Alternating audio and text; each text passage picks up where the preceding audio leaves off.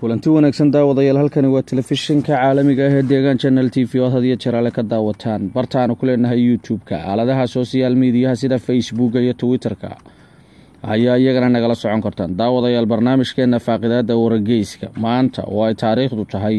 19 bishii 7 2018 waxa aynu ku soo qaadan doonaa maxaa kalifay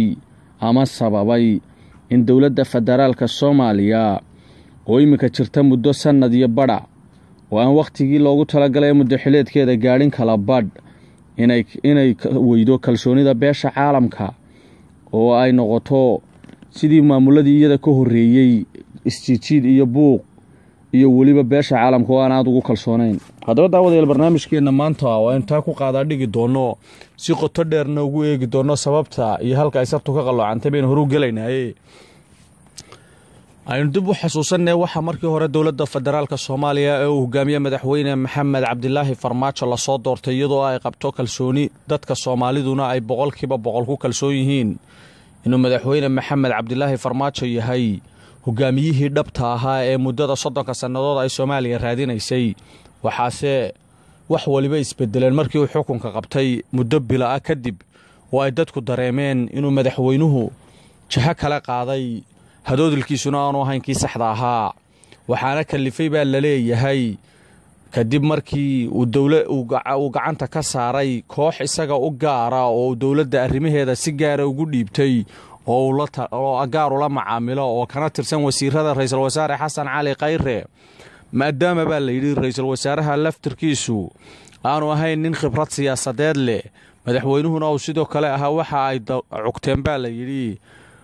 golo kabineyda oo inta badan iyaguna la mida hase yeeshee intooda badan baa la yiri ay ku dheehan tahay hadafka qabaliga ah iyo waliba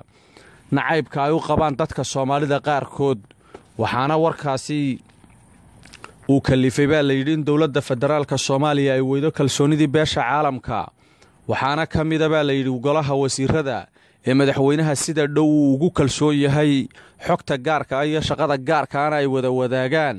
wasiirkiisa arrimaha dibadda iyo wasiirka duulista wasiirka qorsheynta wasiirka arrimaha dastuurka danjiraha qaramada midoobay u fadhiya dawladda federaalka Soomaaliya dhammaantoodna waxa la yiri waxyaabaha iyo talaabooyinka ay qaadeen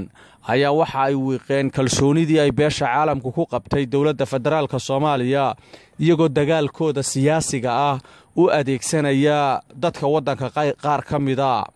waxaana arintani ay soo shacbaxday kadib markii shirkii maalintii dhaweyto beesha caalamku ay ku qaabishay heer hoose oo ka duwan heerkii hore iyo kalsoonidii loo qabay iyaguna ay u dhaqmeen si ka baxsan anshaxa diblomaasiyadda waxaana warku inta ku daraya inay dawladda federaalka ee Soomaaliya caqabadaha ay iyadu isku xidhay ay ka mid yihiin kadib markii uu wasiirka duulista iyo hawada ee wadanka Soomaaliya intii muddaaba ka daba wareegay hawada wadanka Soomaaliya in lagu soo wareejiyo hase yeeshee markii dambe loo ogolaaday waxaase ka dambeysay hawada oo ay dadka Soomaalidu ku muransan yihiin inay beesha caalamku mamnuucno in hawada sare ee Soomaaliya la maro waxa kale oo iyaduna qeyral mas'uulnimo u muujisay beesha caalamka kadib markii uu wasiirka wasaaradda qorsheyntu sadaqaad ay bixiyaan beesha caalamka qaybo kamidii u qoray waraaq inay joojiyaan aanay iyaga siiyaan waxa kale oo iyaduna meesha aan ka madhnayn wasiirka wasaaradda arrimaha dibadda iyo danjiraha jamciyadda qurumaha oo ka dhaxaysa u fadhiya ayaa iyaguna si buuxda dagaal uga galay maalgashi ay Imaaraadka Carabtu ku sameeynaysa dekada magaalada Berbera waxaana ay arintaasi kaliftay in si gaar loo eego loona arko in dagaalka diblomaasiyadeed iyo dagaalka awoodooduba halkii ay ahayd inay kula dagaalamaan ururada argagixisada iyo kuwa ammaan darrada ka wada guud ahaan wadanka Soomaaliya inay dagaalkooda saareen iyo awoodii dagaalka ay saareen meelihii deganaa ka tirsanaa wadanka waxaana la sheegayaa in iyadoo wada hadallo ay u socdeen Somaliland iyo Soomaaliya inay iyaduna noqotay hal bacaad lagu lisay kadib markii ay dawladda federaalka Soomaaliya ay u dhaqantay si ka duwan sidii ay u dhaqmi jireen dawladihii ka horeeyay iyadu arrimahan oo isbiirsaday iyo arrimo kale oo badan oo ay ka mid tahay inay dowladdii hore uga dhaqaaqi weyday dhulkii ay markii hore la wareegtay ee ay kala wareegtay dowladdii xasan sheekh maxamuud ayaa waxay kalifeen inay beesha caalamku u aragto inaanay dowladdu ahayn sidii ay filayeen mid u shaqaynaysaa waxaana taasi ay kaliftay in iminka shirkii maalintii dhoweyd ka dhacay magaalada Brussels loo qabto 6 bilood in lagu eego oo jaanis dambe la siiyo bal inay hore u dhaqaaqaan arrimaha horena wax ka bedelaan su'aasha haddaba la isweydiinaya ayaa waxay tahay wasiirada isku deegaanka ka soo jeeda ee madaxweynuhuna ku kalsoon yahay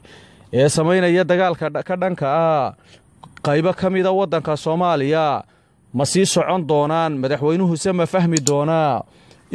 inuu bedelo jaaniskii hore ay ka lumiyeenna uu dib u soo kabo mise waxay sheekadiisu ahaan doontaa